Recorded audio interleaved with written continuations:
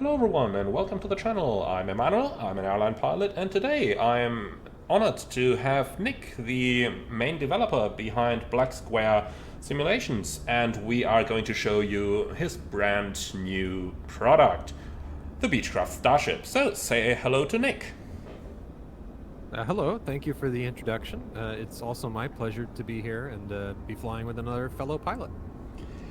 So, you've done so many great things for the community in the past with your previous products, but the Starship really is setting a new standard, isn't it? So, not only does it look completely different from previous aircraft, but you also have quite a different avionics suite in it, and it's not just an analog one. So, could you tell us just a little bit about why you picked this particular aircraft? The first answer is easy.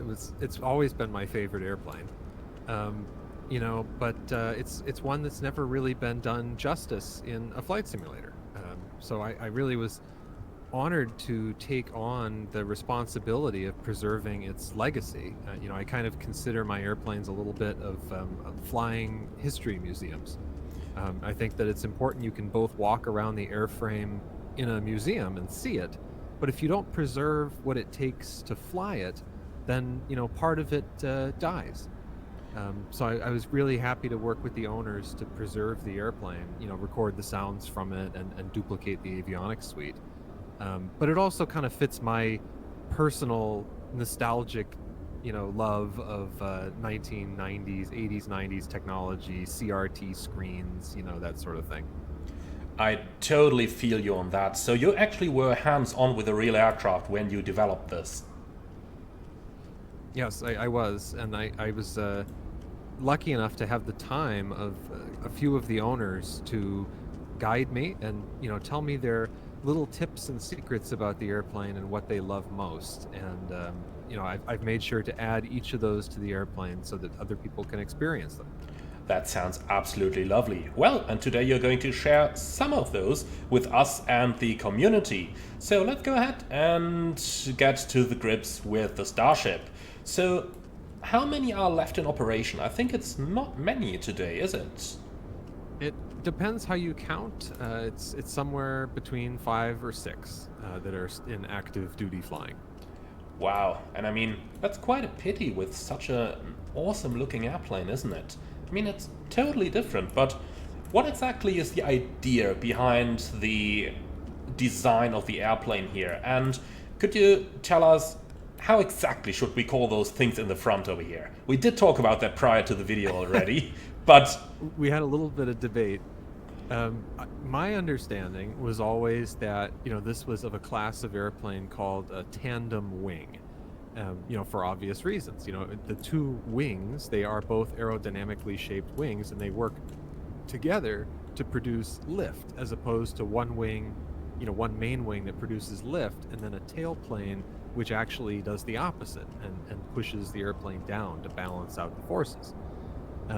My understanding now is that this is more accurately referred to as a canard because the forward wing is so much smaller than the aft wing. I might be wrong about that. That's my current understanding. We did talk about that, and just for you guys, a manufacturer of another airplane in a similar layout just insists that the forward things are not canards, but that they are just different things. But over here we do call them canards. So they do have control surfaces on here. They do pretty much work like an elevator and a flap in a combination, right? And I mean, this is not just a fixed wing here, this is actually a sweep wing, isn't it? Yes, the proper term for that is variable geometry, because not only does it sweep forward, it also changes its angle of incidence while it moves forward. And it's from, I think it's 34 or 36 degrees back to 4 degrees forward sweep when it's all the way deployed. Absolutely lovely. We are going to have a look at that, both in flight and on the ground, just to show it to you guys. But for the time being, we are sitting here in Flight Sim 2024, and I can see that you have not just added some things like the covers that we better remove before the flight, but you also went a little bit further and installed some gear pins over here. That's quite a neat feature. So what do you expect? How many users will actually message you and say like, hey, I can't retract my gear, what's going on? Well, when I design the airplanes, I try to do things when they're up to my interpretation, to guide people to correct answers, correct operation, if you will. Never to compromise the reality of the aircraft. But so, for instance, with these, I said, okay, I know I'm going to get the messages that say my gear won't retract. So I made sure that if you do take off with those installed, the streamers are flailing behind the airplane at 200 knots. So you might look at it and go, oh, I think that's why. All right, well, that's a challenge accepted, so let's go ahead and get right into it. So, an absolutely beautiful airplane from the outside. So let's go ahead and open that door. By the way, I really love the fact that you can just open this from the outside by clicking on here. It really shows that the airplane is well integrated with FS24. But now let's go ahead and go inside. And this is what the Starship looks like from the inside of the airplane. Obviously, we do still have the control lock in place over here, so we will be dealing with all of that in a few moments. But just a small word about the cockpit over here. This isn't exactly your modern airliner, but could you tell us something about the philosophy of that cockpit? Well, there's what I think about it, and then there's what it was to history. To history, it was the first all glass panel cockpit in definitely a business aircraft. And I think it might be for GA as well, but I'm not sure anybody has staked that claim completely. And that means that a lot of what you see in this airplane, the design philosophies, where to put the knobs, how to lay out the keyboards, and how to display the instrumentation, the designers had to come up with that. What we do today, a lot of it is following along with what they did for Starship. There's some things too that we've never seen again because maybe they weren't the best ideas, but a lot of it should look really familiar. For me, I think that this is an interesting bridge between the GA world, especially that I've simulated with all analog instruments, and that airliner world. So maybe if you think that you're only an airliner guy and, you've never had an interest in, business jets, this might be something interesting to you. And if you've only ever flown analog instrument piston twins and you're thinking, hey, maybe I can move into something, a little faster, that flies a little higher, but isn't, flying at 47,000 feet with jet engines, then this might be something that interests you too. Absolutely, and well, you can do 41,000 feet in this, so there's not that much margin left. But we're going to get to the topic of performance a little bit later, so let's actually go ahead and get this airplane to fly. So let's just go back inside here and have a look at the flight deck, because it may look a little bit different from the general aviation aircraft that you're used to, but it is actually pretty similar. All the things like the switch layouts. If you've flown the King Air, then you're immediately going to recognize, yeah, this is a Beechcraft. And you feel it, don't you?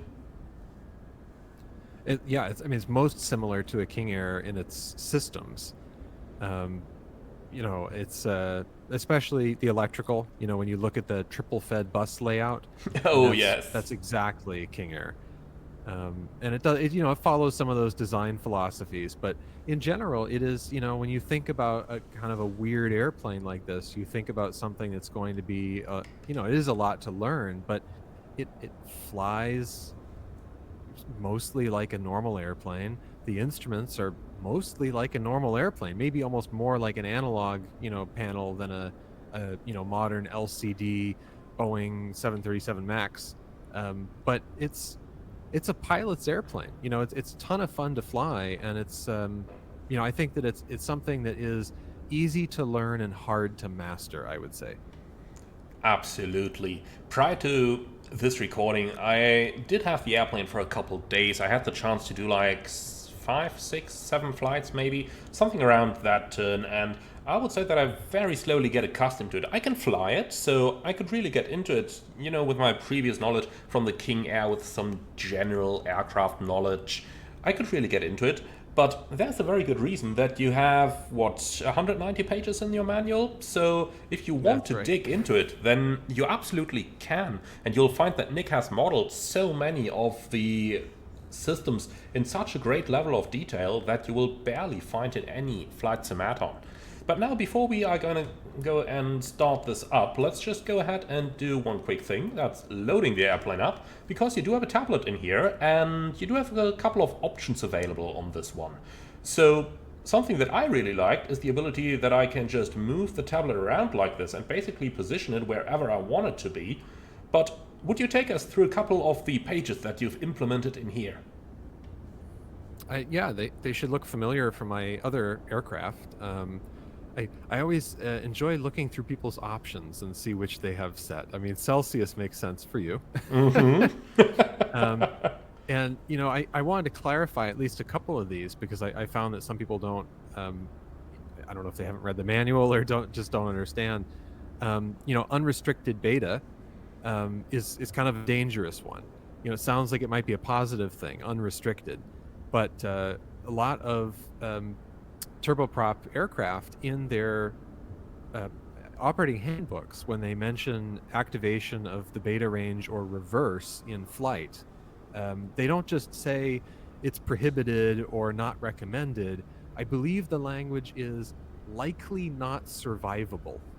Oh, well, if I'm reading an airplane manual and I read that, I'd become careful.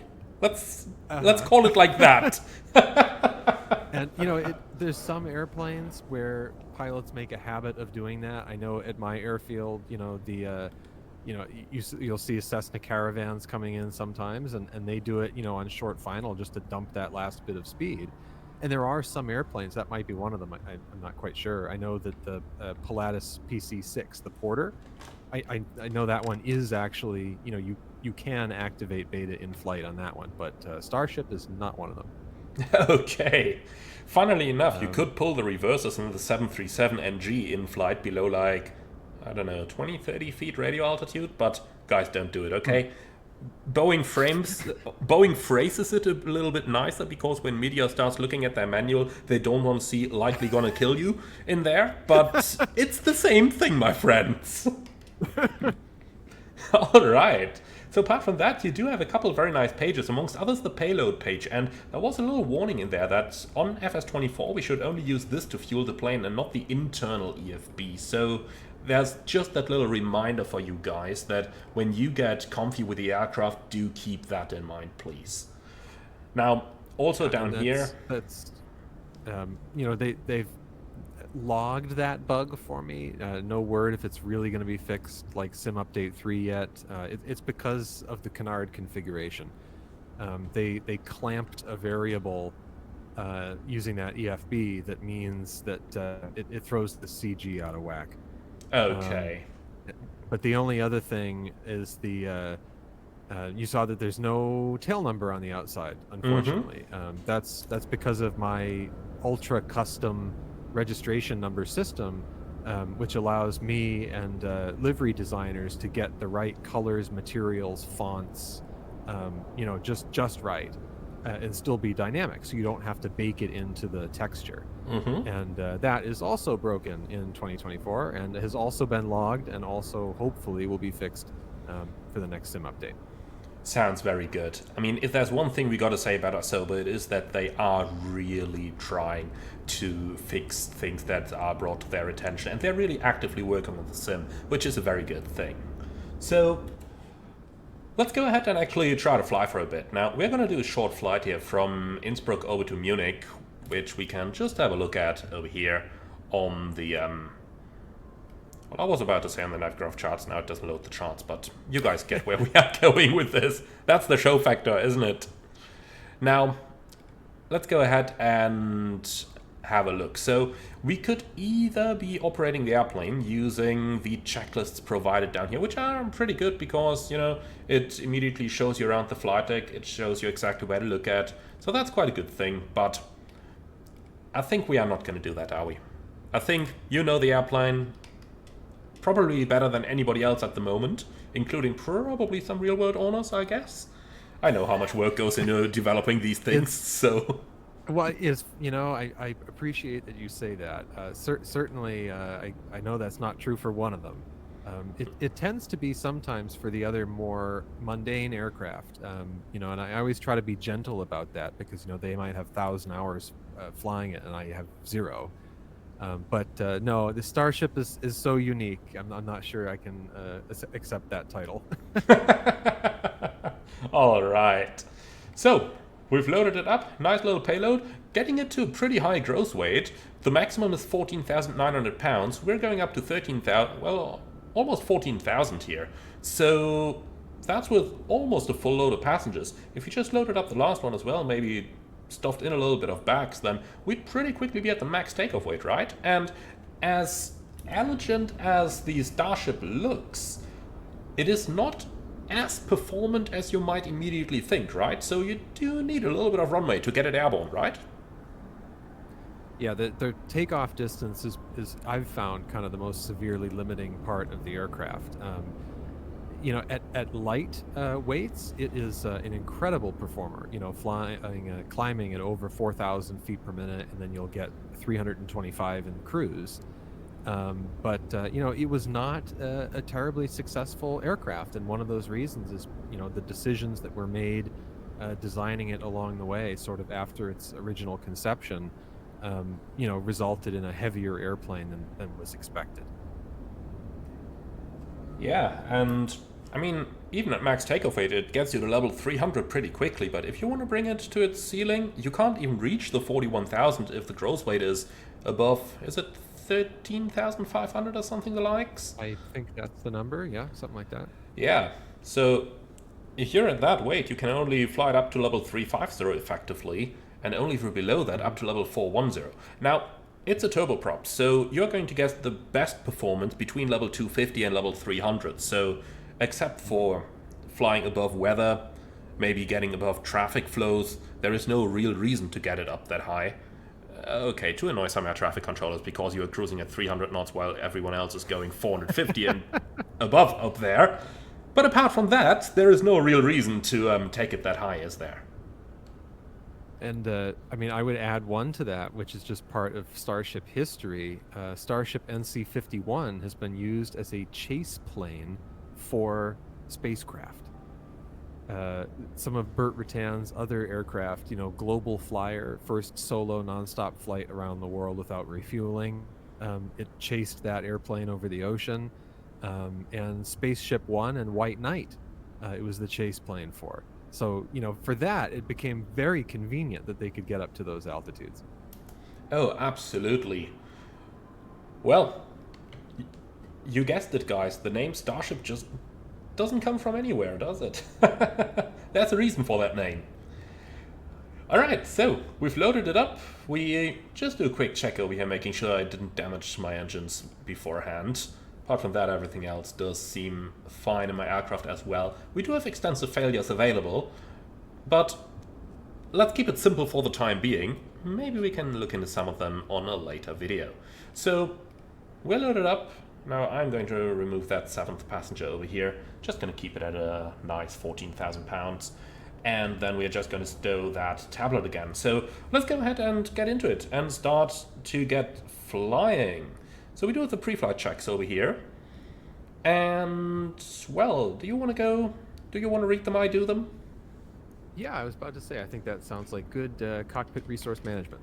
Absolutely. All right, we got parking brake set. That's set. Control locks removed. Removed. Landing gear is down. That's down indeed. Battery on. Oh, come on, here it is. Battery on. Trims are neutral. That's all neutral. Fuel quantity check. And let's also check the aft tanks here. My mouse is somewhat starting to give up, so if things are pressed a couple times, that's not the airplane, that's me. But fuel quantity is checked. Oxygen pressure, 1850 is full. 1850 checked. We should close the door. Are thinking of it. Yeah, that's a good point. But we do have a couple points down there. collecting our chocks later on, so Okay, yeah, we can finish up pre-flight if you want. yeah. All right, battery back off. Alright, and that's back off. And then now we go remove those exterior elements. Alright, let's do that real quick. Just to check to make sure that I did remove them all, because I don't want to be that streamer screaming when I see the gear pins. Yes, yeah, the gear pins are important. You know, you got to make sure you take those plugs out of the engine inlets, or else you're gonna bake those engines the moment you go to start them. You do know that I have to try that on another video, right? If you tell me that I can suck in my engine inlets and fry my engines, we will be doing that. Also, you're going to see that when you go to start it, the gas generator RPM is going to be very low because it's, you know, it's basically trying to pull a vacuum, you know, and it can't. So you're going to, you know, not get the full gas generator, you know, RPM, and when you go to introduce that fuel, it's going to hot start. Okay. I think you might be the first one to actually have some interaction with those elements then. At least the first one that I actively noticed to have it. Well, I don't know if that's true, but I'll tell you that it's why I implemented the walk-around features in 2024 using my systems. You know, I actually didn't use any of the default systems for the walk-around, and I did that because I can have more fun with it and do things like that than if I used the default system. And I just absolutely love it when things have consequences if you don't follow the checklist. So, guys, be sure to read them. And now let's get back straight in and close those doors. By the way, that's a very nice click spot you have down there. Now let's make sure they close and they are locked. Wonderful. All right, so back inside. Then, before start checklist, please. All right, circuit breakers are all in. There are hundreds of them. Oh yes, and they are very nicely hidden. So just to show what it looks like if we pull one of them, that's it. So you're basically looking that you don't see any of the red down here. So that's the left side. Then we got the ones on the bottom down there. You tell me if I'm missing any panels here. And we have that one. No, that's it. Yeah, Okay. the 3 panels. Wonderful. It's basically, it's aircraft, you know, like flight systems on the left, exterior lights and heat on that little panel. Those are kind of like a lot of the high load items on the exterior. And then the right is all the avionics. So that if you're looking for something, that's kind of the layout. All right, perfect. Reversionary panels, which should be all down set. here, up here, and over here. Yep, that's it. All right, we have the parking brake is set, audio panels as required. Static source is normal and not isolated. And that is over here, checked. And the oxygen system, pull ready. So, pull and ready. Great. And oxygen masks test. So, left side. And since we are flying with 2 pilots today, right side. Oh, why, thank you. Landing gear, icing protection is all off. Yep, they're all off. Landing gear is down. Checked. The anti-skid switch on. It's on. Center reversionary panel as required. And that's all set. Standby instruments on. All right, and on. And we want to see that light illuminated there next to it because that tells us that the standby battery is working. When we bring up the rest of the airplane, that light goes out. So that's just, you know, testing that to make sure the battery's good. Perfect. Yep, light illuminated. Power levers to idle. And they're up here in idle. Propeller levers full forward. Full forward. Condition levers are cut off. Cut off. Bleed air valves off. Off. Temperature mode is off. That's off. Now the battery on. Battery on. And we check the voltages. We're looking at the triple fed bus is 22 volts minimum. And That's we checked. see that the center bus is like a fraction of a volt higher than that. That's good. That's also checked. That means the diodes are working and nothing has shorted. ICAST on. And I think this is going to be the first battery start I'm going to have done with somebody, which is good because the the battery is not very big for an airplane with such avionics. So you kind of have to. You don't want to have it all powered up, but you want to, keep moving it along if you're not plugged into the external power. All right, then let's keep going. The firewall push valves, or push the firewall valves. There you go. Both pushed. And they take a second or two to come into place. We wait for the lights to illuminate. And we can turn on the standby fuel pumps.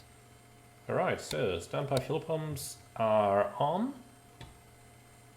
Good, and we see the lights go out. The lights, so the pressure lights went on. So you pushed the two valves? Oh, I probably pushed them twice. That might be guard. my mouse issue at the moment. Let's just try that again. Yeah, right, here we go. Okay. That's closed, and that's closed as well. There we go. Okay, Perfect. and that's good. So now we know the pumps are working too. So Yeah. we can open those up again. So we know the valves are working and the fuel pumps are working because we see the pressure lights go out when the valves are open. And that's both checked. Mm-hmm. Excellent. And all those, those lights are out. Fuel pumps now off. And off. And now we check the transfer flow.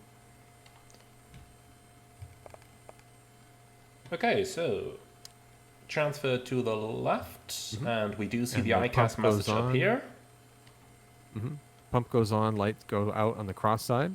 Yep. So now we flip it to the other side. Oh, and you can hide the power levers and stuff, by the way, if you hadn't figured that out yet. Oh, can I? You could, you click above or below the trim indicator. That makes my life a lot easier. I know. I started doing that a little while ago for my airplanes. It does make life a lot easier. It absolutely does. Okay, yep, transfer flow off. And transfer flows off again. And we should see an avionic air fail message on the ICAS. Yep. Which we do. And now we turn on the alternate avionics blower. So that light should go out, and then we should get the green alternate avionics blower on. And that's checked. And we can turn that back off. And it's off. And lights as required. Alright, so it is getting a little bit dark already, but I have a feeling since we are running on the battery, we'd get the engine started first, shall we? Yeah, sure thing. Engine start battery checklist. Go ahead. We are ready to go. Right ignition and engine start on. Okay, so just a quick check outside. Yes, I did close the door. The warning's out as well. And then one of the things, seatbelts, and which of the two strobe lights do you use in here? Just anti-collision or just low? I would just do low, sitting on the ground like this now. No reason to blind the people around you in their cockpits. Alright, perfect. Cool. So the strobe light's on, then let's continue with the engine start. Sorry for the interruption. So yeah, we're ready for start. So right engine and ignition on. That's in the up position. That's on. Great. All right, we got the gas generator coming up. That's the N1 for those of you not too familiar with turboprops. So we're at 12% here. So what you should really do is wait. Yeah, that was too early. Okay. Well, we learned today. I just That's exceeded what the the temperature limit by simulator's 1 degree. So now if you go look at the tablet, well, you should disengage the starter. Yep. If we go look at the tablet for the right engine, it's still running. Mm-hmm. Yeah, okay, we came really close. But yeah, so the learning moment today for anybody watching is that when the checklist says a minimum of 12%, which is exactly what you waited for, that is the minimum to not have a very expensive day and get fired. Okay. What you should really do is you should wait for the gas generator to reach its maximum RPM on the starter and level off before engaging the fuel flow. Uh-huh. Okay. And that's You know, every engine, every airplane is different. Luckily, there's a lot of PT6s out there, and they all operate pretty much the same. And that's, you know, for a free turbine, you got to wait for that maximum and then put in the fuel, and that'll give you a nice, cool start. And today, you know, you had a couple things working against you, which is that we are facing away from the wind, and it's a hot day. So you can see that red indicator lamp on the panel says that it's uncomfortably hot in the cabin right now. Yep. So we know it's a hot day, and we're facing away from the wind. So we actually had a back pressure on the exhaust ports for the aircraft. Instead of using the wind, if we faced into the wind, we would have that extra airflow going through the engine to help keep things cool. Yeah, looking down here, 39 degrees in the cabin. I suppose we better get some air conditioning going, So now we're going to do a nice cool start on the left-hand engine. Absolutely. All right, so basically same thing again. So let's go ahead. You can bring that generator on, keep the battery topped off. All right. You got to bring it all the way up. Yep, there it goes. 30%. Yep. Good. And then Sounds a little bit nicer as well. Yeah, we should see the battery charging if you push the button all the way on the left. Yeah, good. Okay. All right. Battery charge until load meter less than 50%. Good. All right, and then left ignition and start. And start. So this time we're going to do it right, guys. That's the one for Reddit. If you need something to say that A330 driver is going to be fired once again, take that one. All right. I will admit, it's a little bit hard to point out the errors of a much more accomplished pilot than myself. Well, I never flew turboprops, so you're probably a lot more of an expert than me on that. I've seen that in my training, that's it. So, now the gas generator is stabilized. Now let's see what we get this time. So look at this, guys. There we go. The other one went to 1,002 degrees. So when can I disengage the starter? 50% NG. 50%, okay. So we're above that, so starter is coming out, and we're above 65, so the fuel cutoff is going into the on position. And that's 2 good engine starts. And if you don't disengage that starter, you'll find out because it's a starter generator. It can't do both at the same time. So when you go to start the generator, it won't. You'll flip the switch and it won't produce any power. You have to disengage the starter first. Don't ask me how I found out about that one already. Okay, so the generator is coming online over here. Let's continue with the checks. The 2 generators are paralleled, and we can look at the left and right generator buses and see that their voltages are the same. That means we don't have any kind of weird flow happening from one side to the other. Gen ties. So we just check that they are, you know, not stuck, and we can open them. So we move the switch to the open position. That's open. And we see a decrease in load, and then we look at the ICAS and just make sure that the message lights up and says that the gen ties are open. Good. So now we can put that back in the normal position. And here we go. Then we are ready for the before taxi checks. Go ahead.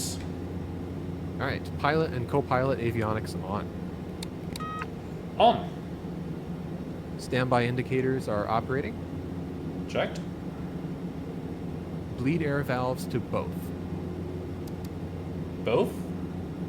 And the temperature mode auto. Auto. Now lights as required. All right, so let's just take a quick moment to have a look at some of the lights. Do you think it's dark enough already, or shall we just wait a little bit until we're in the air later on? I could turn on the cabin or the panel lights here. All right. The light master. That'll just give us that nice integrity lighting behind the panels.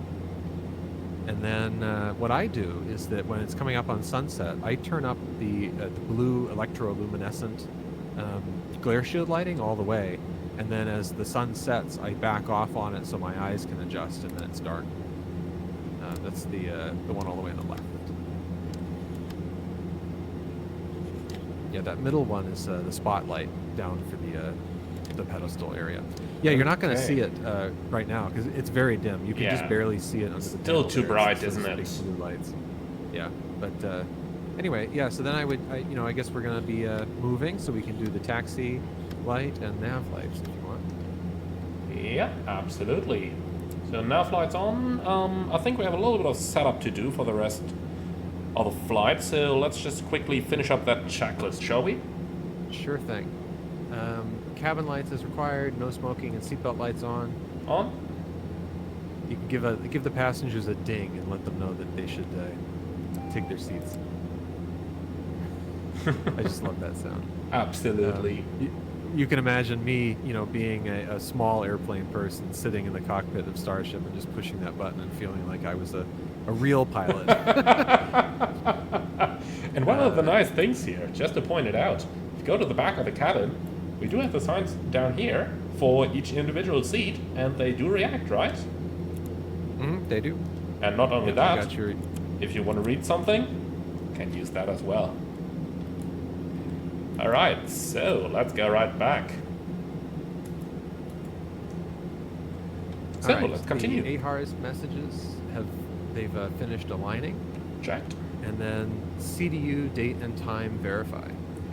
So, let's go to the CDU, initialize system, and here we go. It's the 12th of June 2025. Welcome to America, my friends, my European friends. So the database is up to date and the position is checked over here as well. So all data okay. And lastly is just to make sure that the radar is off so that we don't fry the ground crew. Yep, radar control standby. Perfect. Alrighty, so now we are ready for that before takeoff checklist. Alright, so let's just take a quick moment here to insert our flight plan into the FMS. And for that I'm just going to open my SimBrief flight plan down here so that we have it readily available the moment it downloads. So here we are. Disregard that aircraft type, a Starship is probably going to become available soon. But we're going from Innsbruck to Munich, so let's go ahead and start entering that. Go to the flight plan page down here, and if you've been born after 2000, you probably don't know these types of keyboards. If you've been born before 2000, then you probably know how to dial in a letter using these keyboards. So let's go ahead and start pulling that up. So we're departing Innsbruck, Lima Oscar Whiskey India, and that's going to be number 4. And then we just press the letter button 3 times to get the Lima. And on the first look, it might look like it takes a little while to enter something in here. But when you actually get to do it a little bit, you actually get there and you can actually start entering stuff pretty quickly. But this is a fairly basic FMS, isn't it? So is there any way to enter a standard instrument departure or an airway or something the likes? Nope, that is out of the question for Starship. The airways, obviously not too big of a problem. You can just enter the waypoints that define the airway. And for SIDS and STARS, same thing as well. However, I don't know if this is what you were leading me to. This is why I have the GNS 430 in the pedestal. And for anybody who thinks that that's sacrilege for Starship, that is a real installation in the real world. And what I've done here is that if you want to fly, for instance on VATSIM, with modern navigation capabilities, so that would be precision approaches or doing the SIDS and STARS automatically, and I should say the precision approach, that means getting, LPV precision and a glide slope indicator from the GPS. You can put that in the forward.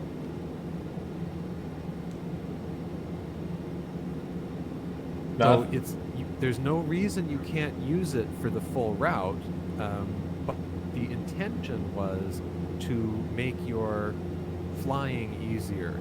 If you have to fly a hold, program the hold in the 430, switch it over, and it flies it for you instead of having to hand fly it or turn the heading knob every once in a while. Absolutely lovely. And we can see it gathering the GPS satellites down here. So today we'll be using your main FNC though, because it's just an amazing piece of equipment. So here's something to note. You can kind of fake things a little bit. We'll be talking about that in a few moments. But in general, our departure takes us straight ahead to a point at 7.5 DME inbound to Oscar Echo Juliet. And then we're going to proceed on the 065 inbound to Oscar Echo Juliet until proceeding outbound on the 065 radial later on, until we eventually end up at Rattenberg. So that's a fairly interesting sit to fly here. Now, can we cheat a little bit? Like, can we enter Oscar Echo Juliet? Yes, we can. So that's going to be my little cheat, getting this done. So after that comes Rattenberg, and I'll guide you guys through why I'm doing this in a few moments. For now, let's just go ahead and program the rest of the route over here. So Rattenberg is in. After that, we fly towards Kogol and then along the route. And before you continue and do the rest of them, by hand like that, I assume that you've found I have also another way to cheat, which is by using your keyboard. You don't have to use those keys if you don't want to. I know it can be really tedious, so all you have to do is click on the CDU screen, and then you can type using your keyboard. Yeah, that's, too easy. That's much too easy. And, if that's not even easy enough, using the map on the MFD screen is just a really delightful way to enter your waypoints. I've never seen flight planning made easier than that, to be honest. Absolutely. So just go down here. We have that little joystick over here, so we can literally just draw a route down here, can we? And I know it's a little slow right there. Somebody pointed that out to me the other day with the legacy interaction mode. So I sped that up. It's much more fluid now. Excellent. But if you're using the modern mode with the blue highlight, that cursor you could drag it around just like a mouse cursor. So you can go and go over to a waypoint and click it in under a second. So, wonderful. To build your waypoint, you just go point to point to point, and it advances every time, and it's just so easy. You can do an entire flight plan that way.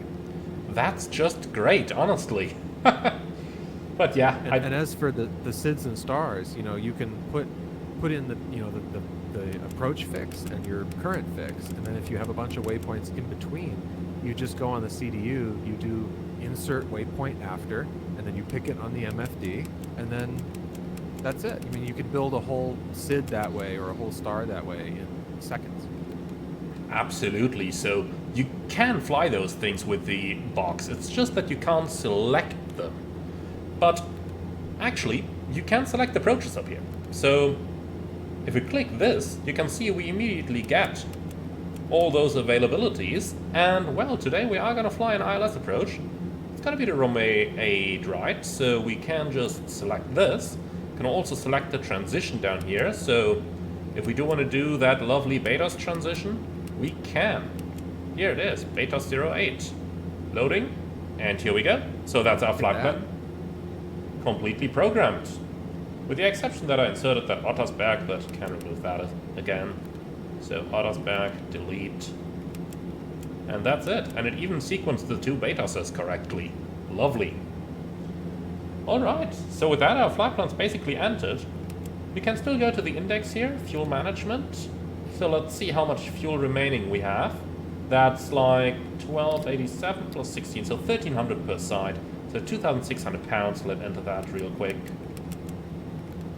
Like this, enter.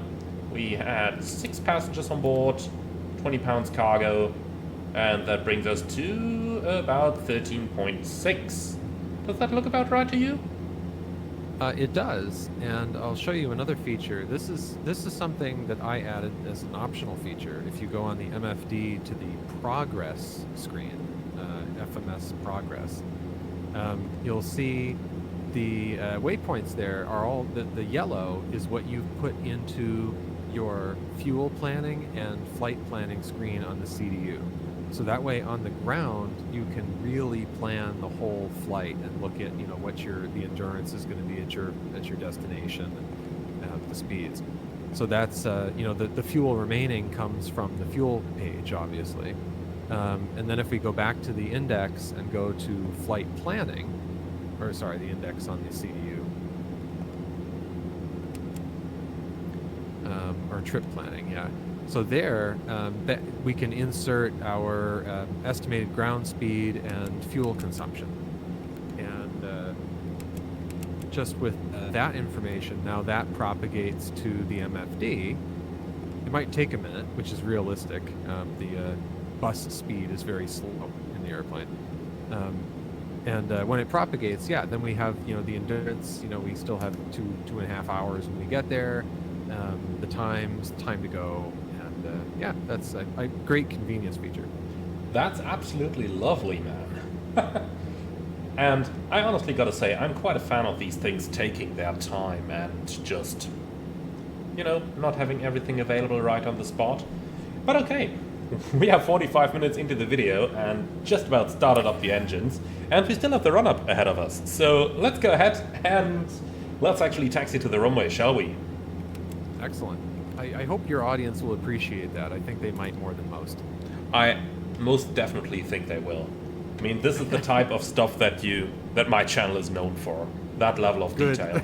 If you just want to see some nice lights, there are channels for that, but over here we do go into the technicals. Good. All right. I'm glad to be here. So let's turn on that taxi lights. Now, the moment I release the park and brake, the aircraft is going to start moving. So, how do the real owners do that? Oh, I mean, it's just, you know, for operating a turboprop. That's what the beta range is for. You know, you don't want to leave it. Come to think of it, I don't know if it matters as much in a Starship because the engines are behind the inlets. But you know, usually you don't leave the aircraft in beta while you're just sitting. But whenever you're, you know, in motion and you don't want to be going any faster, you just lift it over that gate and into beta and use that to manage your speed. And you know, generally taxiing around the airport, you shouldn't have to use your brakes. You know, there are some pilots that will do all of their taxiing, you know, even just going into reverse a little bit, you know, when they have to really stop and slow down. But, you know, there's no reason you can't tap the brakes a little bit too. Absolutely, and I gotta say this feels really, really nice. It did take me a little while though, so let's just stop the aircraft over here and show everyone what I meant with, if you just release that brake, the aircraft's gonna get going. So we had our thrust levers in the idle position like this. Now, let me release the brakes and show you what's gonna happen. And this thing is gonna accelerate if you don't bring it into the beta range. This is something that you may not be too familiar with from other aircraft, because I do think you are the only one doing this type of stuff, Nick. But you really gotta get the thing into the beta range. Now, if you guys are wondering, the lower 15% of your throttle axis are basically the beta range. So in there you can maneuver it pretty nicely and control the entire taxi speed very, very nicely. And I should say something that I've seen some confusion on.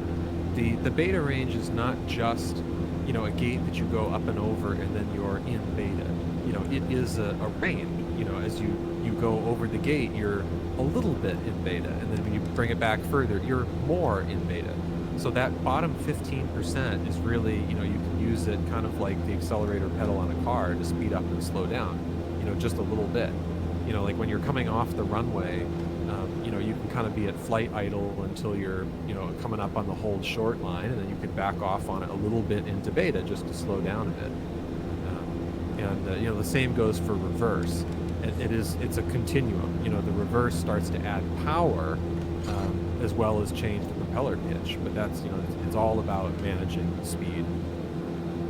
Absolutely. All right, so I didn't actually see a whole trot line, but there's a stop bar over here. Nope. So let's just say that we've made it to the runway. Let's go ahead and set that park and brake. And I think we have a rather lengthy checklist ahead of us, do we? But don't worry, guys. It sounds complex when you do it for the first time, but do it like 5 times, and then you can do it in a matter of 2 or 3 minutes. And also, you know, if that's not your thing, there is an abbreviated checklist, which is kind of the, you know, the quick turn, I just landed, I'm ready to go back out checklist, and that'll make sure that you're at least configured for takeoff, even if you haven't checked every single system on board. Absolutely. You can also access all those checklists in the MFD down here. So we are about to go through the before takeoff full checklist, which is like 7 pages of stuff. So looks like a lot, but don't worry about it. If you are just looking for the abbreviated one, you can find it down here, and that's just a single page. And you know, since I saw you going through the pages, you know, you can use the joystick there underneath the MFD as well to go through the pages and skip on the checklist. And something in the real airplane, you know, they really thought about, and you can do here too, because I've added an HTML event for this. You know, so for anybody with a Honeycomb Bravo, or I mean anything, you could put it on your keyboard. There is a line advance key. So there's a trigger on the back of the yoke, so that when you're going through the checklist, you can just, you know, you never even have to reach over to the MFD. You can have one hand for running the checklist. It's not modeled because you wouldn't be able to see it anyway. Okay. But and because maybe I didn't know what it looks like until I was sitting in the real airplane. But there's a trigger on the back of the yoke so that you can have one hand for doing the checklist and one hand to advance the checklist. It makes it really fast and easy. That's pretty cool. Okay, shall we? All right. I have a feeling this is going to take a little, so I don't want to push you, but we don't want to make this a 2-hour video, do we? I know, I have so much to share, I'm sorry. Oh, believe me, guys, if we really get into this, it could be a whole day of a video, so let's try. All right. Before takeoff checklist, fire please. Extinguisher, yes sir, the fire extinguisher test push button. So, hidden down here, all those test push buttons. So, checked on the left side, Right. and checked on the right side. All right. Fire detector. Get the master caution, or excuse me, master warning. Flap and forward wing. So, this is going to be interesting, guys. So, flap and forward wing. You do, of course, have standard flaps, but then you got the forward wing over here. So, watch what's going to happen when I'm going to extend this. You can actually see the entire forward wing sweeping to a, did you say minus 4-degree position? That's right. Here we go. And of course, we do have the light down here showing us that they're extended as well. Alright, normal takeoffs are with the forward wing retracted, aren't they? It says at your discretion, but I prefer to have them extended, you know, anytime you're even thinking about the length of the runway, I would say. Alright, so since we're in Innsbruck over here, let's get them out. Mm-hmm. Okay. So then on the test panel, we can do the forward wing and flap monitor tests. That's just an ICAS message. Left and right. Checked.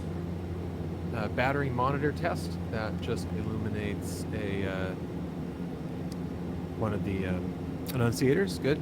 The aux battery test, we push that, and it's going to take a moment, so we'll see on the ICAS we get the message, and then it'll say OK when it's done.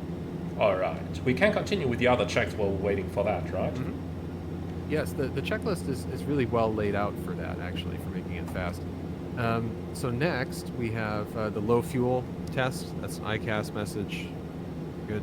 And then the stall warning is kind of a fun one. So let's press that. And now we're going to watch the angle of attack. And then...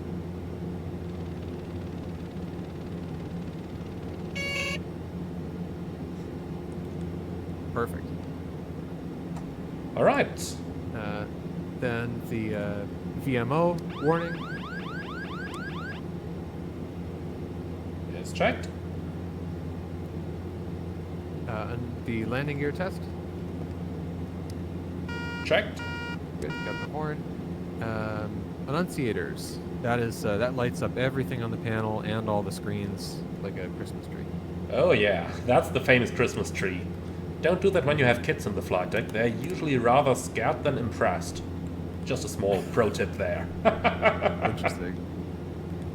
Bleed air test, that gets us 3 enunciators on the glare shield. Great. And now we advance the power levers to 23% or 23 psi. So we're looking at the bleed air indicators down there. You've done your homework. So we go for 23 psi, just enough to bring the bleed air system up to running pressures. Roger now that. bleed air valves off, and we should see both of those go to 0. And we get enunciators on the ICAS. Checked. And now do the on the test panel the vacuum test for the de-icing boots. Do we do that with the bleed air valve still off? Yes, and so that way when we tell it to suck down the, we get the boot fail messages. So then, okay, bleed air valves left and then right, so we can make sure both are working. So left, that works. Light goes out, 23 psi, and on the right, light goes out, 23 psi. Bleed air valves to both. To both. Pneumatic pressure low message is extinguished. Checked. Boot fail message is extinguished. Checked. Pneumatic pressure 23 to 25, good. Pressurization test.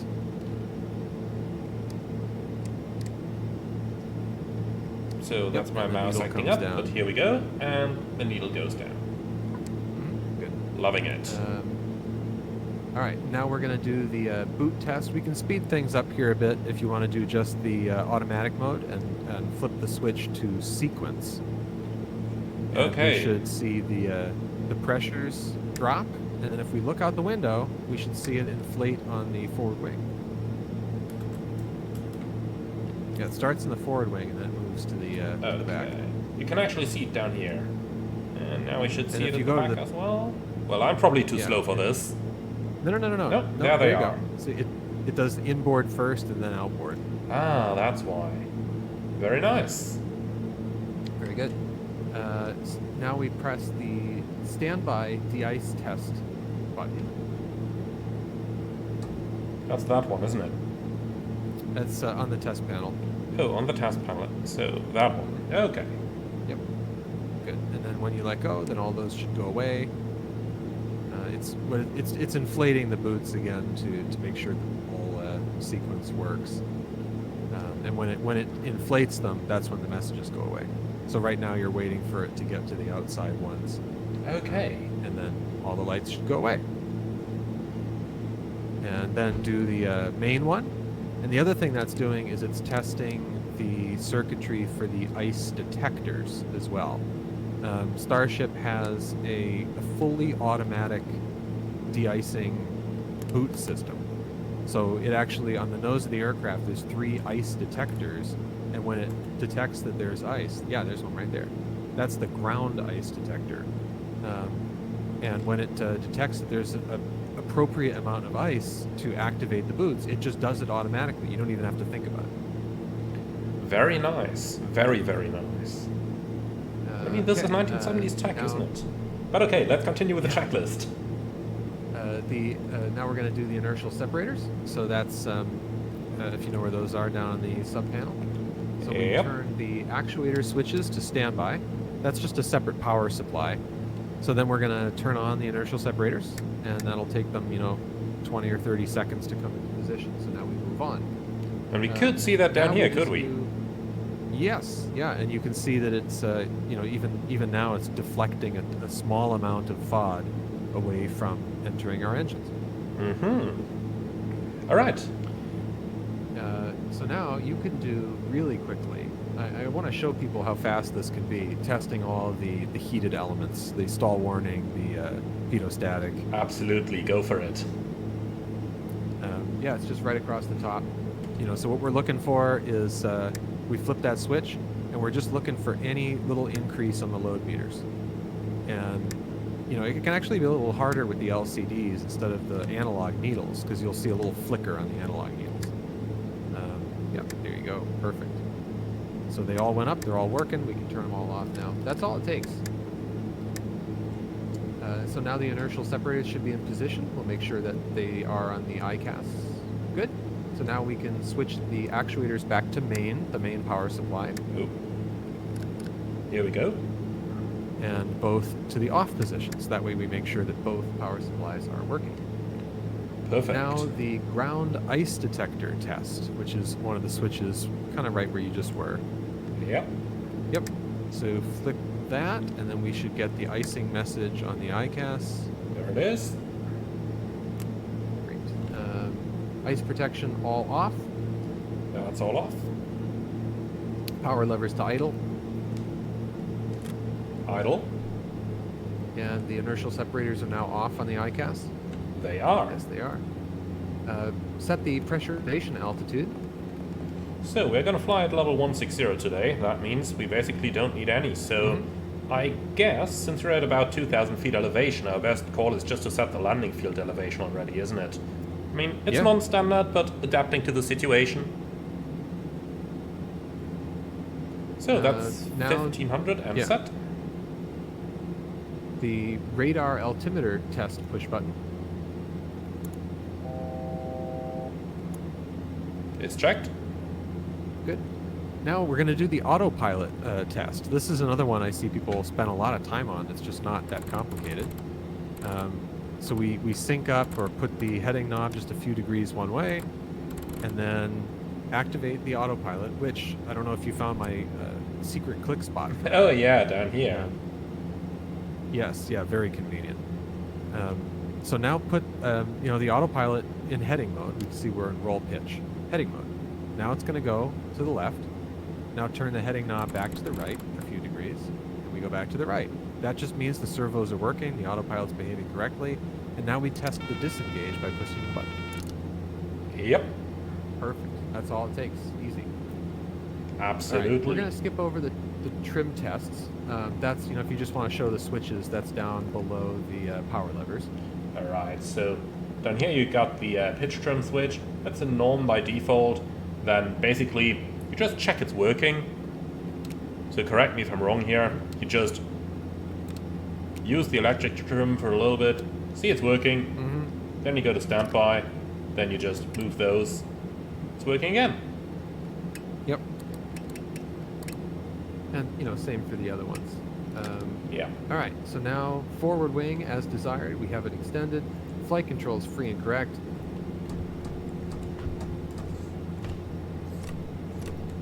Probably not a good thing to test the rudder on the ground, but...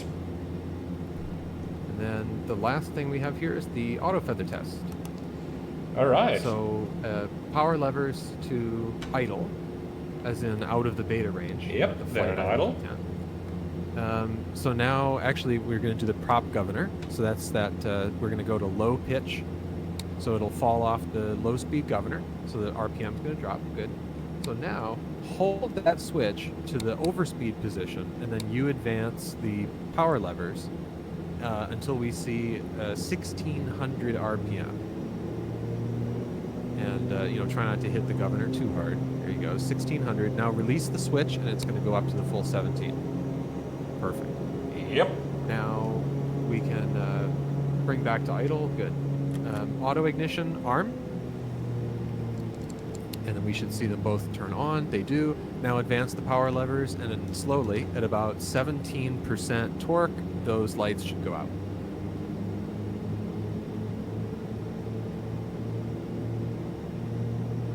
Yep. Perfect. So now, let's see. So I don't know why, actually, but Starship wants you to do the feather test with the propellers in the low RPM position. So you can bring back those. And now we're going to do the feather test. So the auto feather switch to test. Test. Power levers approximately 17%. We should see the auto feather's arm. That's the green AFX. Yep. Now just pick a lever and back slowly. We should see the cross-side light go out, which means it's armed, and boom, we go into feather. So now bring that one back up. It should come out of feather, the lights go back on. The other one, bring it down, cross side, arm, feather. And then what I do is I bring them both back to idle when I'm done, so that way we know that it arms on the way up and the way down, or disarms on the way up and the way down. So bring that back to the flight idle, and we should see the two lights go out, and nobody feathered. Perfect. And then we just check manual feathering, so up and over the gate, or past the detent on the feather, on the prop levers, and we should just see both of them go into feather. Yep, and for that I'll just take the auto feather switch out of the test position, right? Yes. Yep. Yeah, auto feather Alright, arm. that's working over here. Feathering check. And here. Excellent. So then we're just got to set the instruments for takeoff, and then we're ready to go. Absolutely, and guys, that's the 7 pages of checklist all completed. So you can see, if you get comfy with that, it looks like a lot in the beginning, but once you know how to do it, it takes a minute or two to complete, and no more than that. Okay. Yeah, it really, I mean, it shouldn't be more than 5 minutes at most if you're being, very careful. Absolutely. So let's just go ahead and set up our flight instruments over here. We'll start easy, and that's actually by getting the QNH, which is 3006. Is there any way we can set hectopascals over here? Yes, that's on the reversionary panel. Down at the bottom right, there's a switch. So The left reversionary panel. okay. Yes, Oh, middle bar. That's much too easy. You know that for the past, how many flights did I do, like 5 or 6 or so? I just kept calculating, 1 hectopascal, 0.03 inches, and I just kept calculating and calculating. I'm sorry. Yeah, that one you're stuck with over there, though, unfortunately. Yeah. I mean, that's mechanical, that's fine. That is really much too easy, guys. Okay, so initial climb by ATC, and I'll tell you what, we'll just go all the way up to cruising level 16,000 over here. So that's that. Now, I am going to cheat a little bit on the initial departure. You can see that technically speaking we're supposed to fly this all using the needles. And indeed that's how you mainly fly a SID and star on the Starship.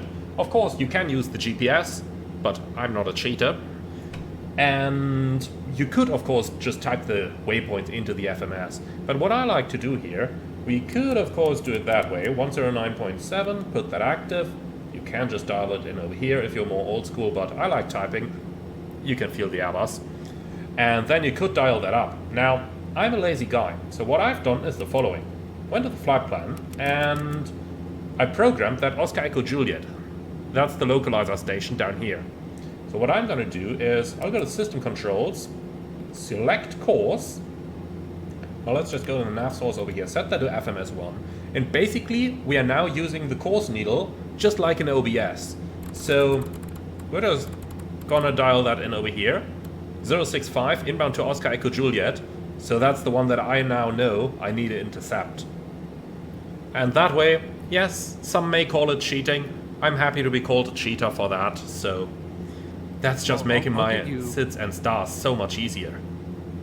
At least in the United States, I'll give you the way to be, correct to the letter of the law, which is if you press the nav source button again, and now do VOR1, now you can monitor that on the same, HSI, and dial in that heading, and you'll actually see, once we get signal from that, you'll see both CDIs right overlaid on top of each other.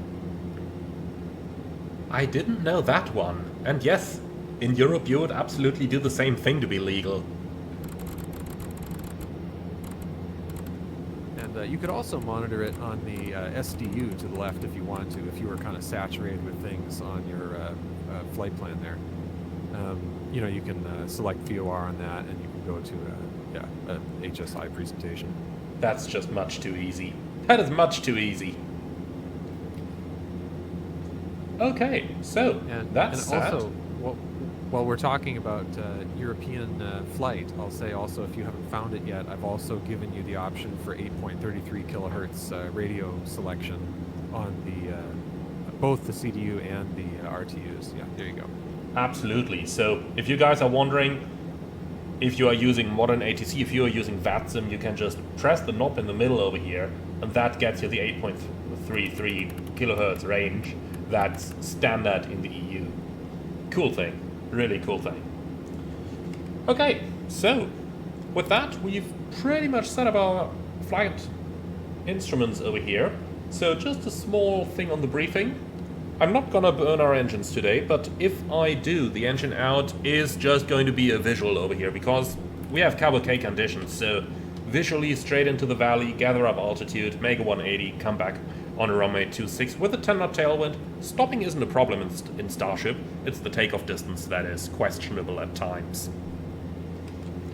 Alright, apart from that, for our briefing, we are going to proceed straight ahead to intercept the localizer inbound to the station and then outbound until 9,500. Now let's have a look down here. Climb visually on runway track with a maximum rated climb, or at least 8.5% until 2,300, then continue on runway track until intercepting Oscar Echo Juliet, inbound to Rum, and then continue on the 065 course to 9,500, thereafter turn left direct to Rattenberg. Well, I suppose we can tune the Rattenberg up here. Let's go to ADF 303, but I really found one thing, that NDBs aren't reliable in this simulator. So lots of them, even if you have the correct frequency and you have an up-to-date database, they just don't seem to appear. But let's tune it for the sake of completeness.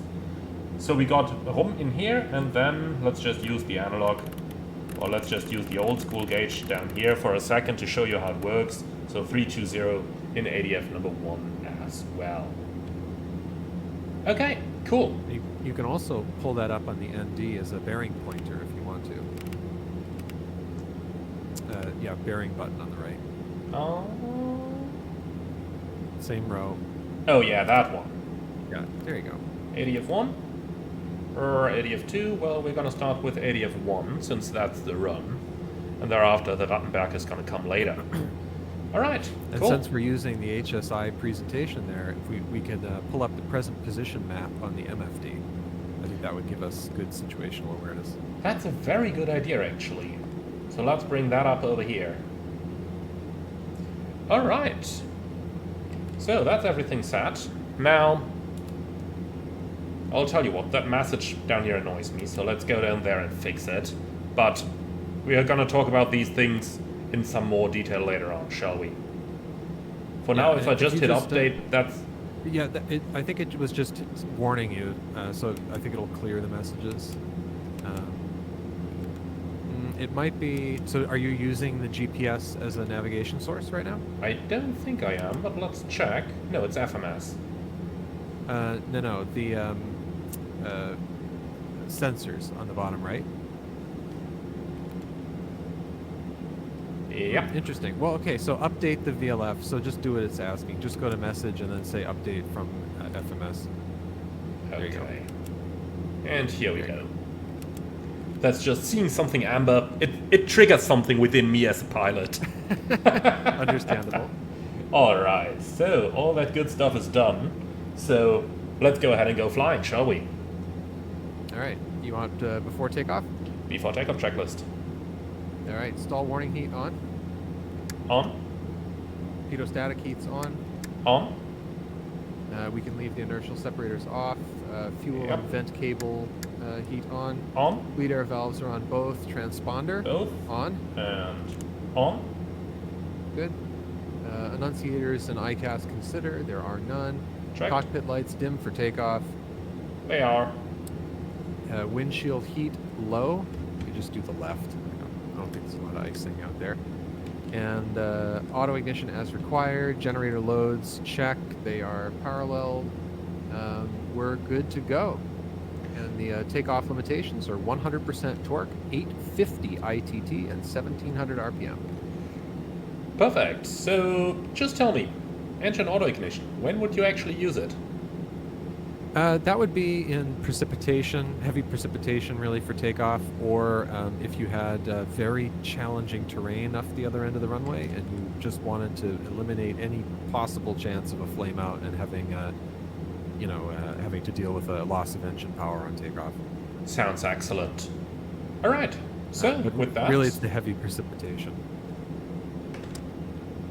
I think we're done. So let's release that All right. brake. So 1586 meters. It might just about work, but let's not take chances, shall we?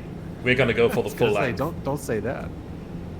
Why are you telling me that's gonna work? Approaching 08. Yeah, well, I have to do the math in my head. We're a little bit heavy. I mean, it should be okay. But I think, yeah, full length is a good call for today. Yeah, let's play it safe. It's the first. On runway It's one of the first takeoffs here on 26. the channel. So, 300 meters remaining. by the way, if someone's working, yes, I do have RAS enabled. That's an external add-on that's not part of the Starship. Might actually just turn it off in the background because, well, it doesn't really belong into the Starship, does it? 30 meters So- remaining. I think most of us carry that around on our EFBs these days. At least I do. Yeah, that's true.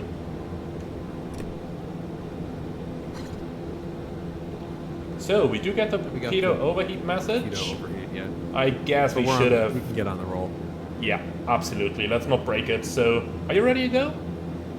I'm good to go. Yep, Oh, let me 100% just toward clear that. 850 ITT. Take off.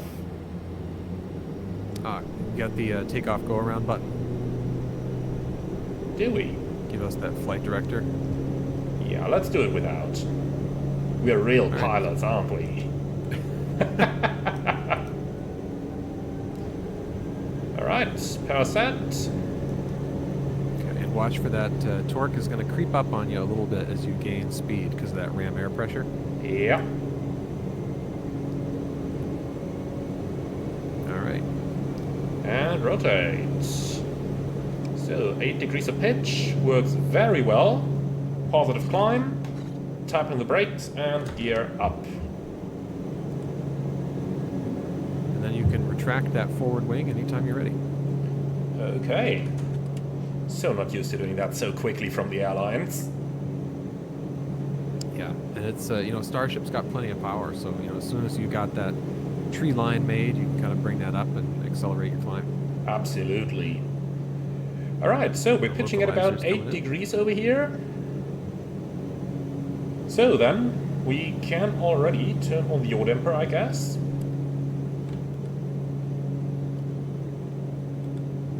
And let's set climb power. Climb power is 97%, 840 ITT, and 1600 RPM. Alright, so 97% torque. Then let's reduce our props a little bit here. Oh, and let's not over torque them. Okay, so 97-ish and about 1600 RPMs. Good.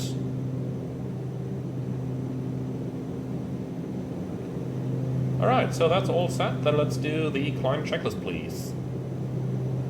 We got yaw damper on. Oh, pardon me. Climb power was 90% torque, and propellers on. So just a second. That's 90% torque. Is the 97 max continuous? Because I did hear that 97 number is somewhere. cruise power. Cruise Yeah, power, 97 okay. is max cruise. Yep. But yeah, I mean, it's rare that you can get up there with the ITT limits higher up anyway. But Yeah. yeah, and then plays everything. Temperatures and pressures are all in the green, and pressurization. We should be staying level basically. Yes, we are. But most And, importantly, the differential pressure is increasing. If there's one thing they taught me on the 737 is look for that differential pressure. If you have no differential, you're messed. Mm-hmm. Okay. And with that, we're up and in the air. So let's go ahead and actually get that autopilot going.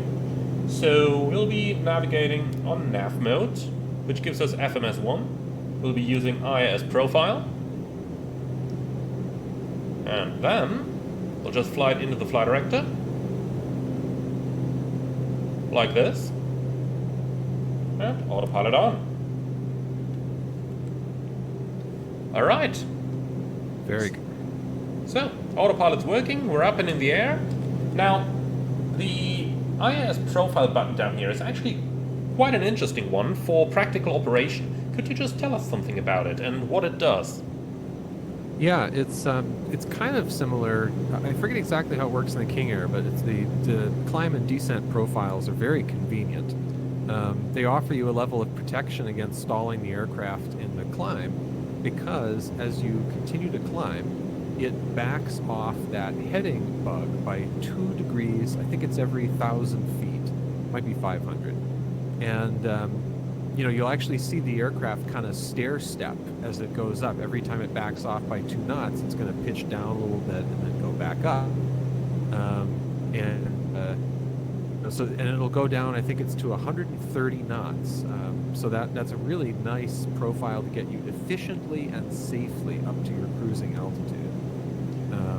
And then, I'm sure we'll look at the descent one later, but what's nice about that is, and you can start that profile anywhere you want, by the way. If you were at 100 knots, you can start at 200, and it's just going to decrease by 2 knots, 2 knots, 2 knots, 2 knots. And in descent mode, you 30 knots underneath the barber pole speed, and it will hold that all the way down with you just managing the power.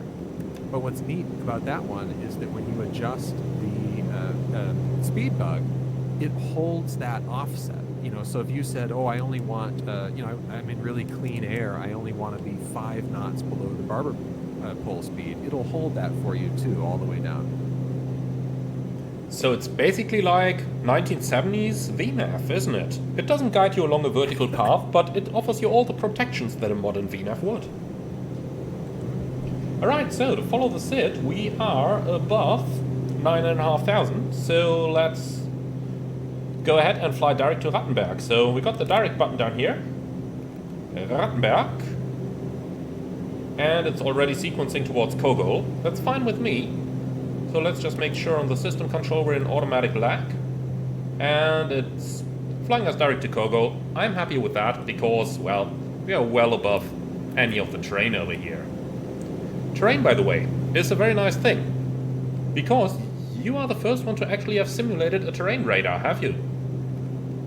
I believe I am on that one, to try to get a realistic terrain radar depiction, at least, using the databases and everything available inside the native flight simulator.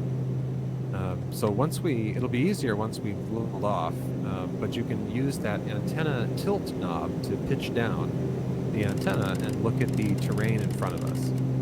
And, we're pretty high above the terrain, so it might not come in. Oh, yeah, there's a little bit right there. Yep. Yep. But what that's really useful for, because right now you're at -14, which is the maximum pitch. Mm-hmm. When you're coming into that airport with the airplane pitched down a bit, it's really useful for just, being in that valley. If you have things on both sides of you, to know that you're safe. And like if you're flying over some terrain at night, you can push if you push the tilt knob, it levels it out to 0. And then you can see, oh, am I really going to be above those peaks in front of me? And then you can tilt the knob down to get an idea of how much below you those peaks are, so you can stay safe even in a black hole in the middle of the night. That's a pretty cool thing. And just explain to everyone why I said that Nick is the first one to actually have a terrain radar. That's because while flight sim developers do commonly call things a terrain radar, what most flight sim developers have is simply an electronic database, so an eGPWS, and that one just tells you, okay, there's terrain, and then it shows you that. But Nick is actually using that simulator database and simulating an actual radar over that. And I think you're the only one doing that, so that's a really cool thing. And it's not, perfect, but it gives you that impression of a radar. There's no, so for instance, there's no shadows, behind the mountain. It still can't do that, but it has proper dithering for both close up and far away, and like if you're in heavy precipitation and it's really attenuating that radar signal, you can't see as far away. And, the same thing goes for the weather radar, too. When you're on the ground, you shouldn't be able to see weather that's 20 miles in front of you. You can't. There's trees and there's terrain and there's just, there's the radar signals bouncing back off the ground and other airplanes. So when you're on the ground, you can only see, half a mile in front of you. And that's what I mean by it's a realistic radar depiction, is what I would say. Very, very nice. Alright, things are going quick. Starship just has performance. 8 minutes in the air and we are already at cruise level for like, what, 2 minutes or so? Let's do the cruise checklist. Yes, cruise. Climb power is 97% max, 840 ITT. That's checked. We will keep it a little bit slower than that, because otherwise the flight is going to be over in no time. Yes. Lights as required. So, landing lights are off. We just keep the anti-collision light and the nav lights. Engine displays. Everything looks like it's in the green. Yep. And monitor fuel quantity. And that's looking quite good down here. So, even fuel usage. It does burn quite a bit of gas, I have to admit that, but it's a 1970s airplane. Alright, so that's looking good. Cool, so for those of you who like a little bit more of a familiar nav display, we have the arc option up here, and we can also put that one into a map, and that looks a bit more familiar to you guys, doesn't it? So let's go ahead and actually do a little bit of VNav as well. So we do have the VNav button down here, and for planning our descent, let's say we want to reach betas in level, I don't know, 110? Let's just type in 110 over here, put that on the betas, and now it tells us the vertical speed required. You can see it doesn't calculate a top of descent, so that's still up for us to do, but again, that's easy stuff. So we want to be there in 11,000, we're in 16 right now, 5,000 feet times 3, so 15 miles per hour to betas, we want to start our descent. So that's easy mathematics over there. Yeah, and I would say, that's if you're really far out.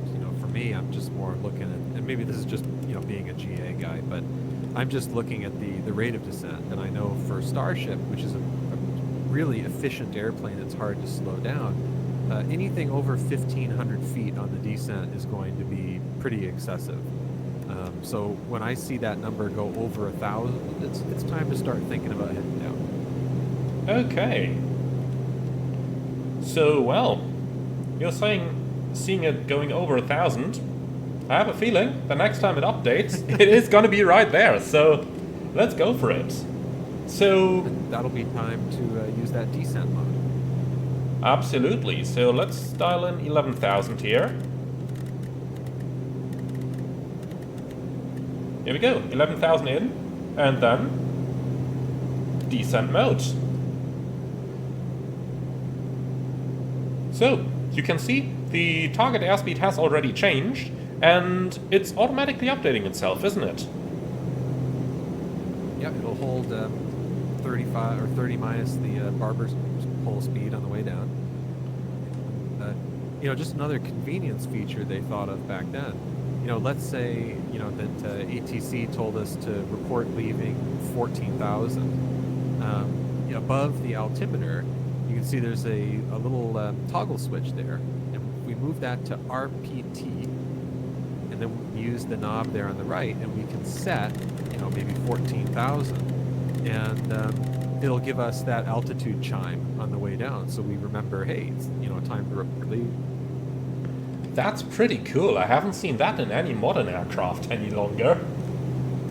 I know, there's quite a lot of things like that. I mean, I'm sure you maybe saw my my video about some flight planning and navigation, and I showed off the VOR depiction on the ND. I mean, that's one of my favorite things. Mm-hmm. That's completely gone now. Yeah, absolutely. All right, so let's ensure that we don't get behind the aircraft, and let's actually go ahead and just grab some weather over here. So winds are 07084, it's cavalcade, 22 degrees, QNH 1020. We have no way of pre-selecting that, do we? I'm sorry, I was looking at the altitude report. Pre-select yeah. We have no way of pre-selecting the QNH, do we? Oh, no. that's much more airliner than Starship. Yeah, I was afraid so. Alright, so let's go for the charts then, and for the approaches. ILS 08 right, and here it is. So frequency is 109.3. What's your favorite? Dialing them in manually, I or? think the typing it's a lot more convenient. I do agree on that. So that's the Airbus guy again, just typing his stuff. What's pretty cool is that you can just pre-select 3 different frequencies down here. So we could use, for a missed approach, Delta Mike Sierra 15-0, DME Munich South, and then Ottersberg VOR for the missed approach 112.3, like this.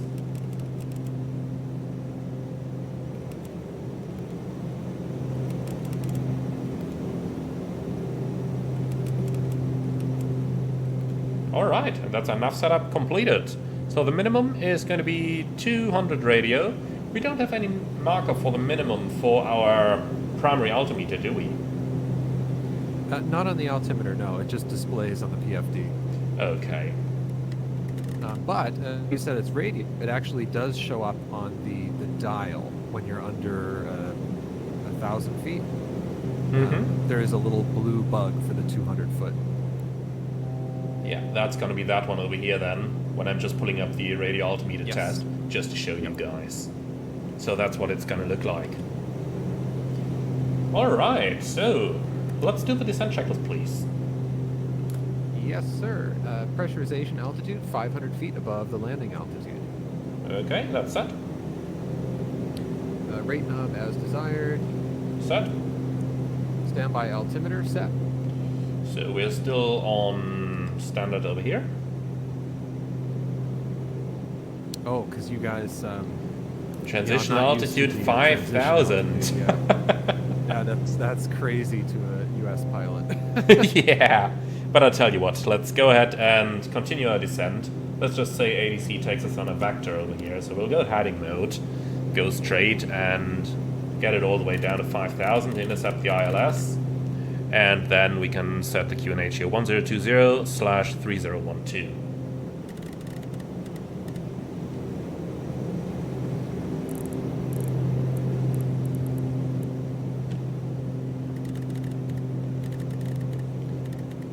Alright, And, no smoke and seatbelt signs as required.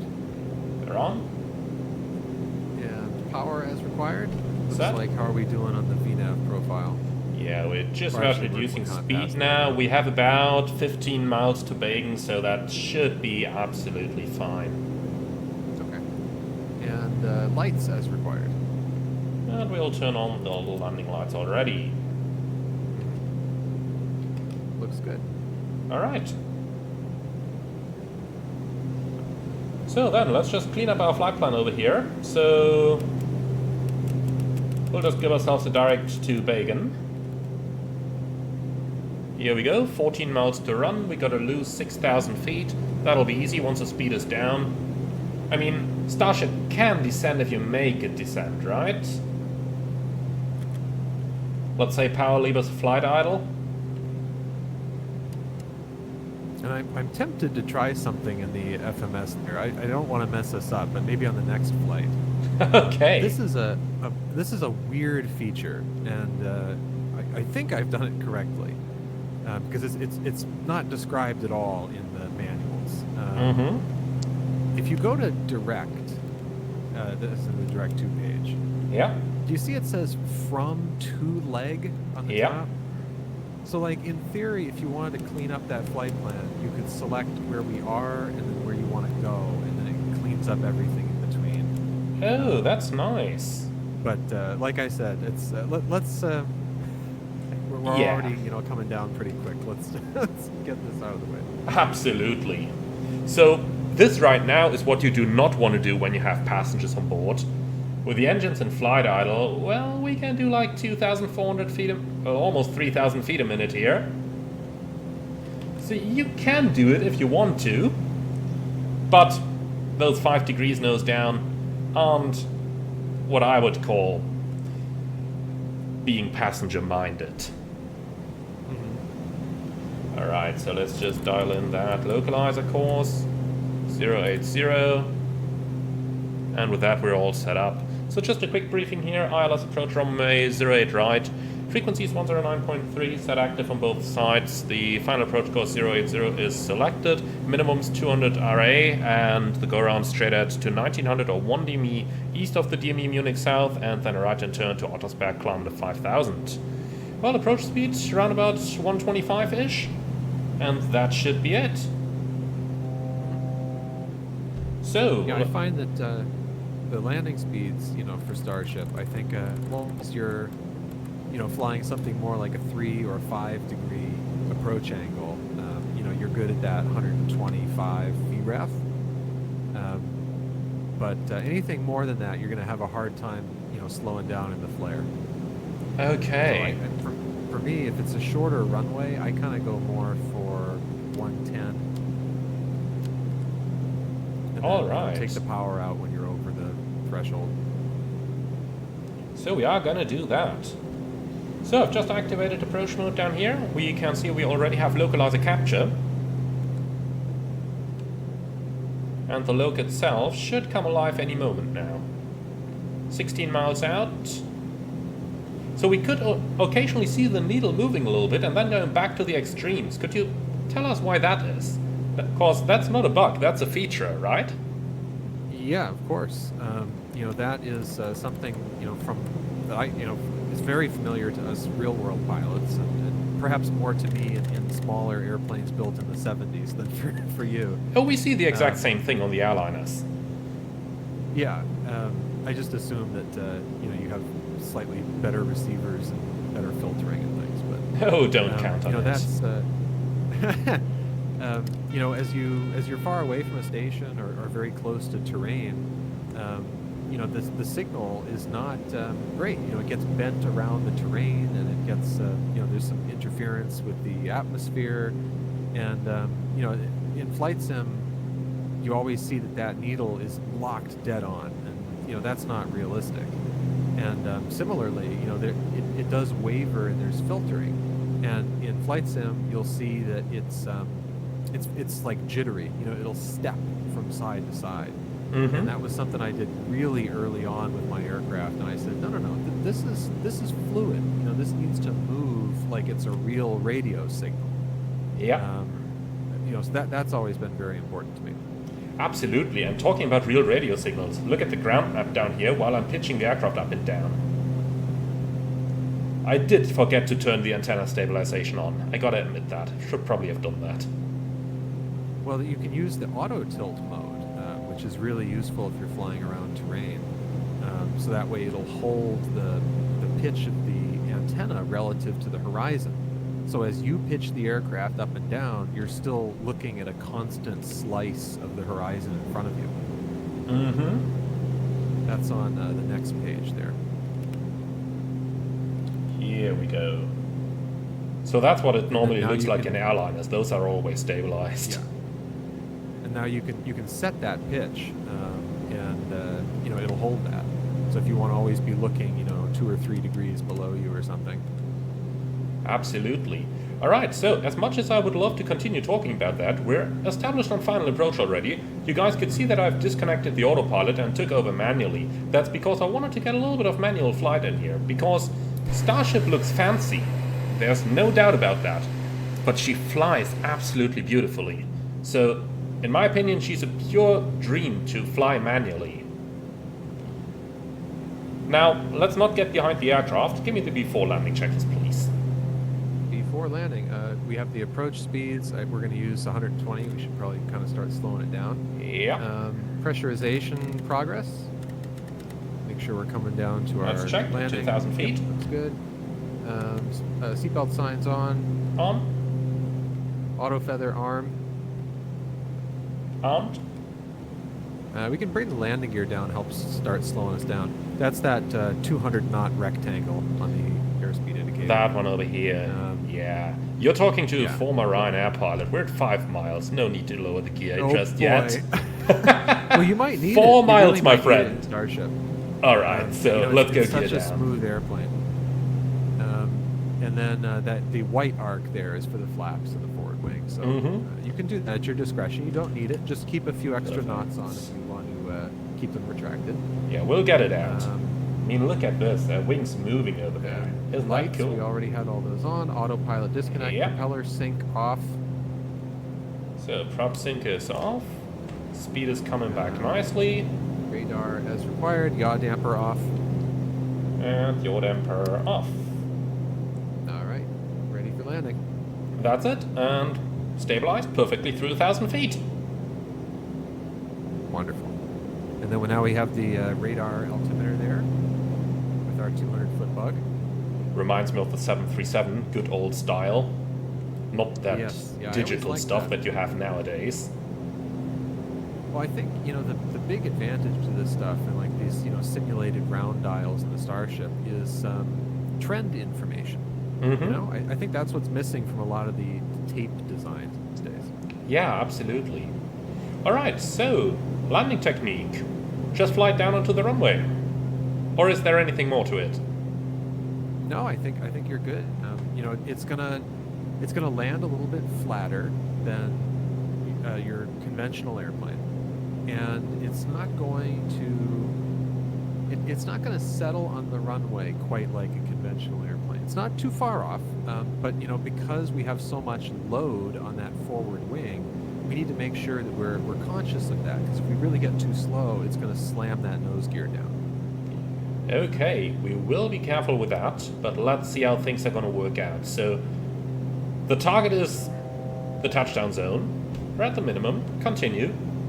So let's see how that's going to progress. Round about at 120. So going over the threshold, we'll start to reduce our power into flight idle. Not the beta range. Here we go, you can hear the click.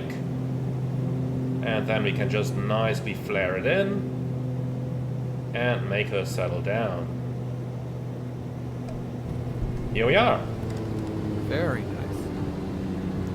So, no brakes. This is just the beta range right now. I haven't pulled the reversers actually. We could, but we don't need to. The exit is a little while down the runway. So, let's just cancel that master caution here. We'll deal with that stuff when we've vacated the runway.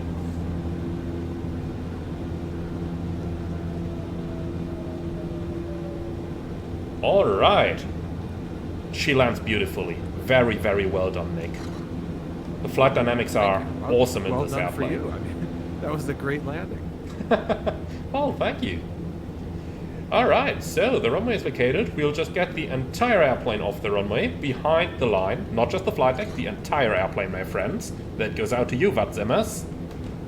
Alright. And here we are. So, let's do the after landing items. All right. After landing, stall warning heats off. Off. Heatostatic heat off. Off. Windshield heat as required. Off. Vent and cable heats off. Off. Engine auto ignition off. Off. Lights as required.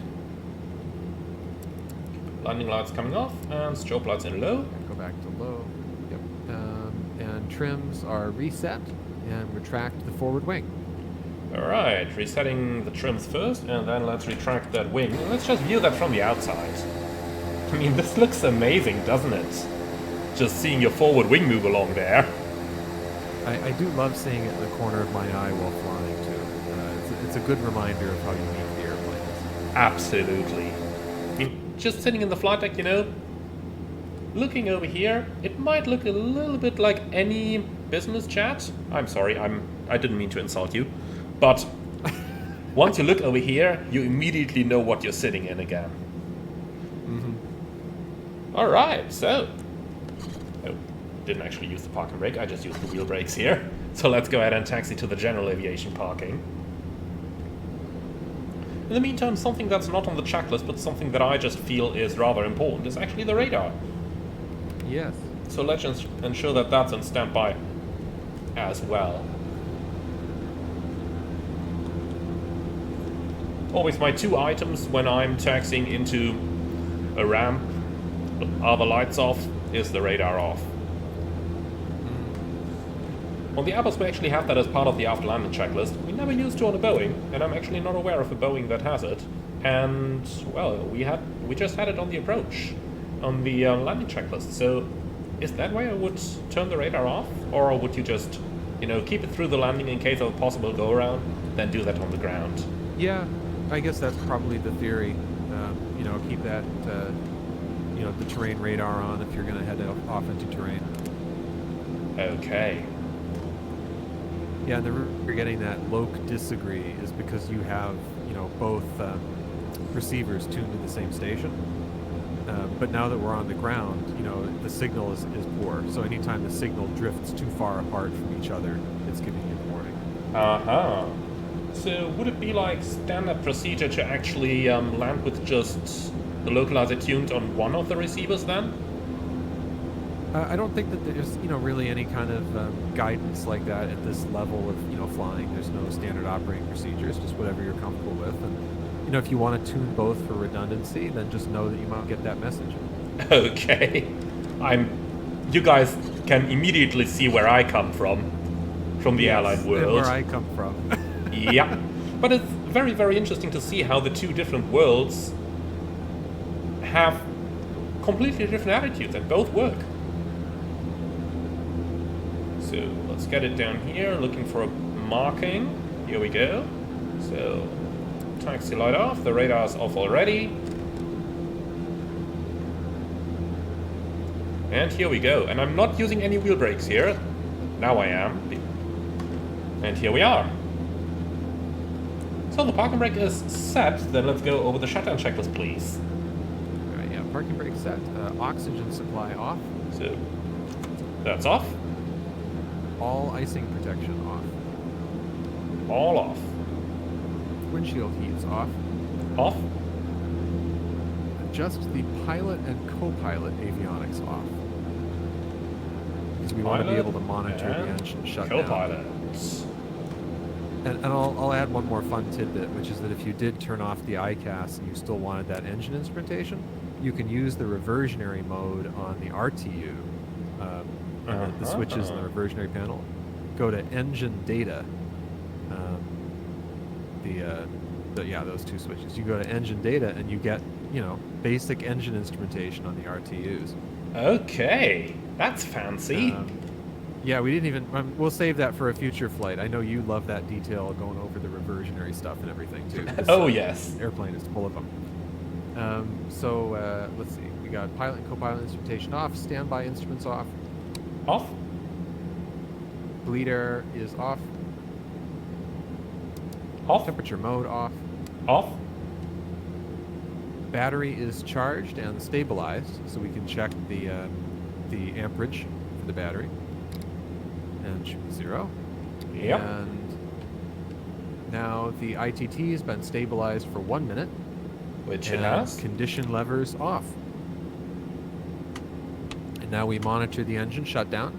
Make sure that the ITT decreases with the cutoff of fuel. Yep, And it does. gas generator coming down. Props are slowing down. And propellers, we can move to feathered.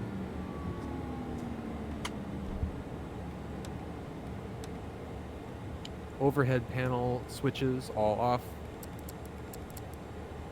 Just waiting a second here for our strobe light to go off until the props have actually stopped.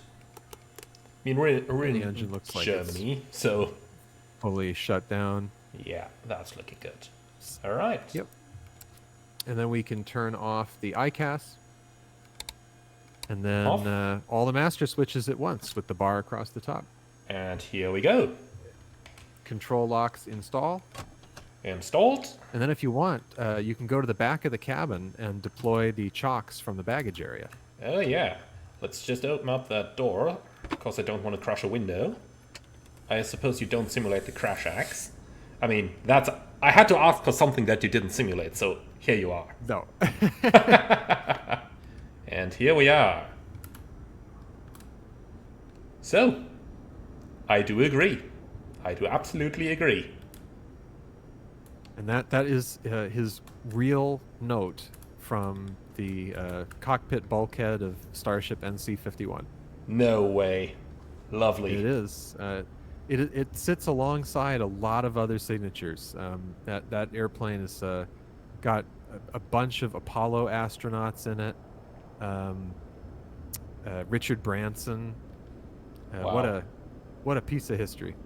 That's an airplane indeed. That is an airplane. So, let's secure it. After all, we don't want to break it. So at some point a little bit later in the game, it does say park and brake off. The chocks are in, so Yes. Yep. park and Chocks brake in, is brake brakes off. Then I suppose we can just go ahead and cover her up for the night, but we'll most definitely be back flying her again. So, well, yeah. Sounds good. They are no longer hot, are they? So, those come in place, chocks are down here, and I suppose we're going to cover those engines as well. And Well, my don't friends. forget the gear pins. Oh, yeah. So, here they are. Perfect. Wonderful. Wonderful, wonderful. Absolutely wonderful aircraft. So guys, do check it out. The Black Square Simulation Starship. Wonderful aircraft with so much in it. If you're looking for study level and you just want to relieve yourself from flying the same Airbuses and Boeings over and over again, then be sure to check this out. It's really a wonderful aircraft. Thank you so much, Nick, for being here and for spending that time instructing us on the aircraft. It's just an absolutely wonderful airplane to fly. Let's just close that door so that we can head over to the next pub, because I suppose after you have been instructing me, it's now my turn to pay that back. So thank you very much for watching, everyone. I guess you know where to find Nick and me now, and with that out of the way, thank you so much. As always, check out the Starship. It's really an awesome airplane. Thank you very much, Nick, for being here today, and with that out of the way, guys, if you liked this one as much as I did, be sure to like, comment, and subscribe, and let me know how you like your Starship. If you really love what I'm doing on the channel, would appreciate a small donation through the Buy Me Coffee link in the video description below. And with that out of the way, thank you very much from myself, and thank you guys for joining us, and thank you, Emmanuel, for having me. This was a lot of fun, and I hope we do it again soon. you're most welcome. So, thank you very much, and see you all again on the next one.